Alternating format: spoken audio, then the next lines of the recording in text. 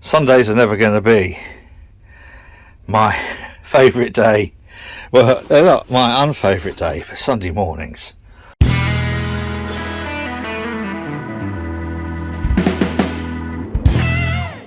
Cool. So let's get this out ready for tonight. Number 7, day 7. This is going to be a difficult one to get out because it's going to run the risk of... Oh, come on.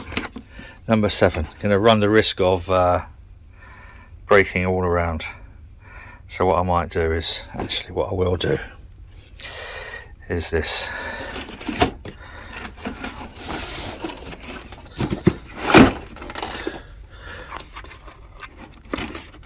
Oh, fuck me, even then. Sorry, boys and girls.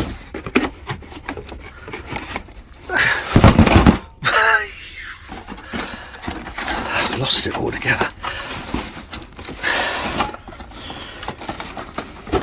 Chris, get one with doors next year. Oh, I've lifted the lid off. What we got? Coconut Shy. The coconut IPA.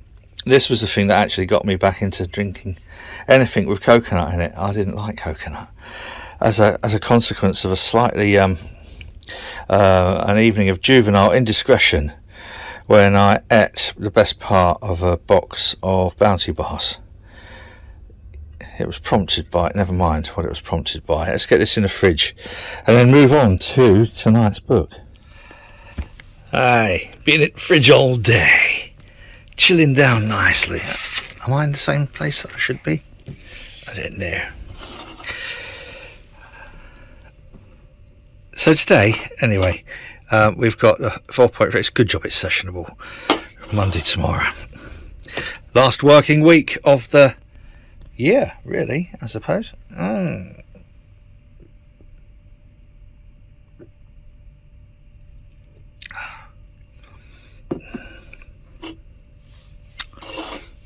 that's lovely. Now here's the thing. Here's a strange thing. I kept some of these from last year.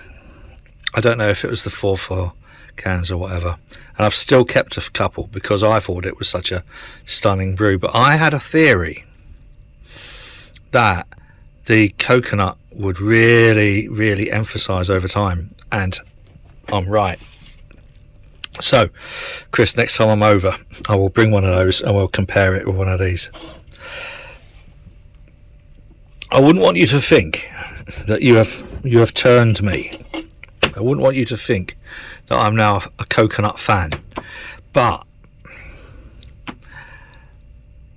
I wouldn't eat a Bounty Bar again, put it that way.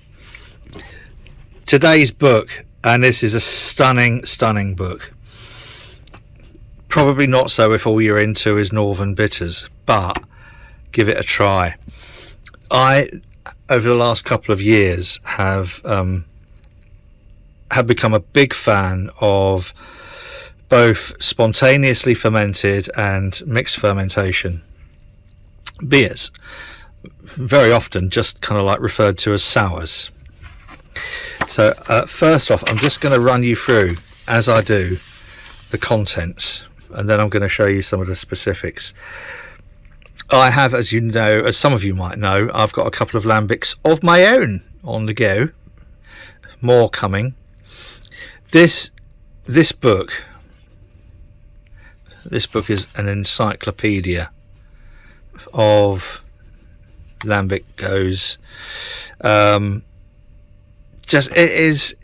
It's a scientific work, but accessible, beautifully accessible, and it's also got a superb appendix, glossary and bibliography and index. I think this is one of those books which is such a valuable contribution to the brewing bibliography that I've slammed it sort of like where it is. Give you an idea. Not sure what. Ow! Blimey. See, the only real problem with books like this is, see, I read and I flick through the pages. I don't really break the spine. But some books lay flat nicely. I'll give you an idea. Each chapter starts with some words of wisdom, and so this is one of the. Fontenay is kind of like, yeah. So an introduction to sort of like your drinking, if you like, and then moving swiftly on. And of course, all of these bookmarks are going to be on the right-hand bloody page, aren't they? See, I read in two hands. Just give you an idea. Certain characteristics of what you might find in wild beers. So now I'm going to go into this later in another book, but this gives you the sort of like basics of the difference between acidic, lactic, etc. So, which again adds to the encyclopedic nature of the book.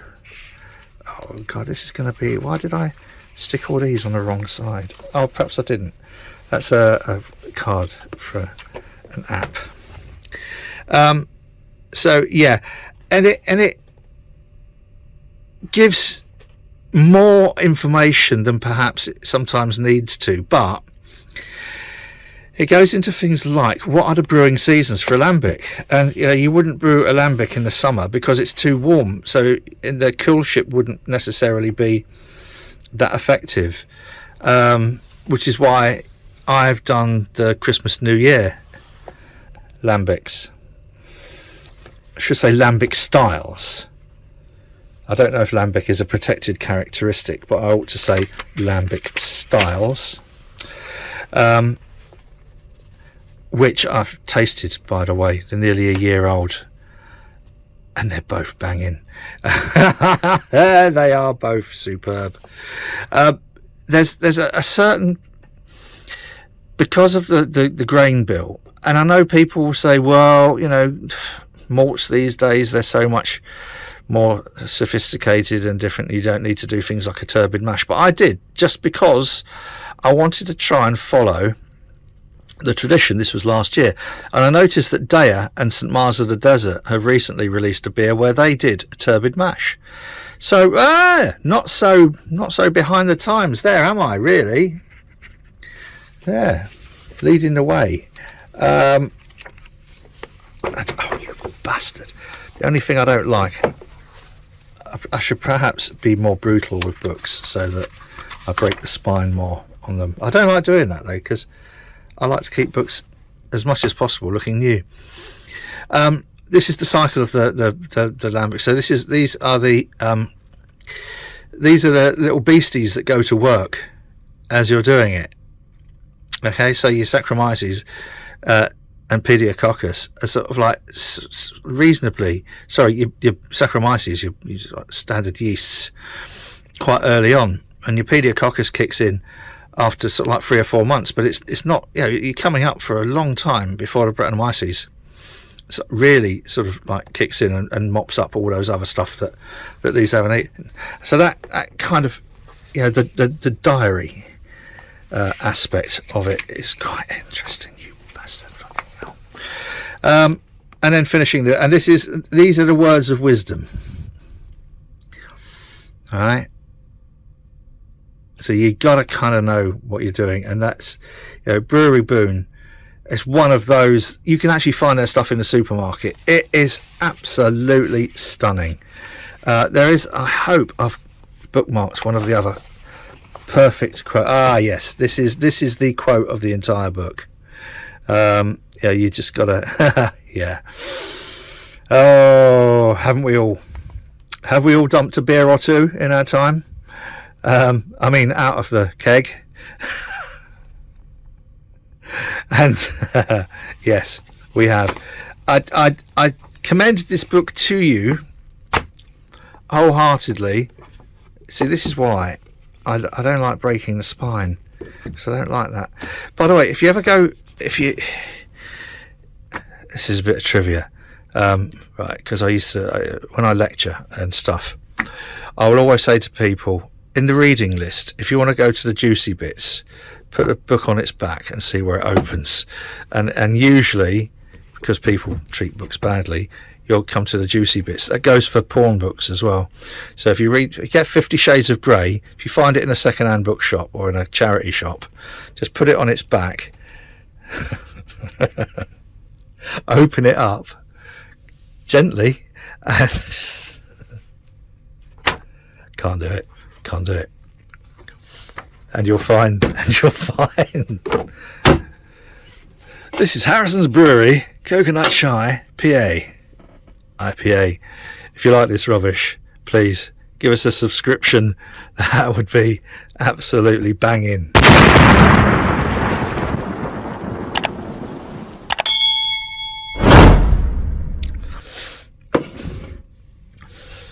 I'm going to stop using that.